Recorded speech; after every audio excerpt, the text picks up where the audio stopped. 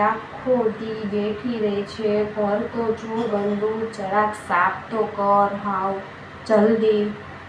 હા મમ્મી, હું હમણાં કરી નાખું ઘર સાફ ફટાફટ. એ વહુ, મારા માટે એક કપ ચા લઈ આવતો, અને હા, મારા રૂમમાં જરાક પોતું પણ ફેરવી દેજે.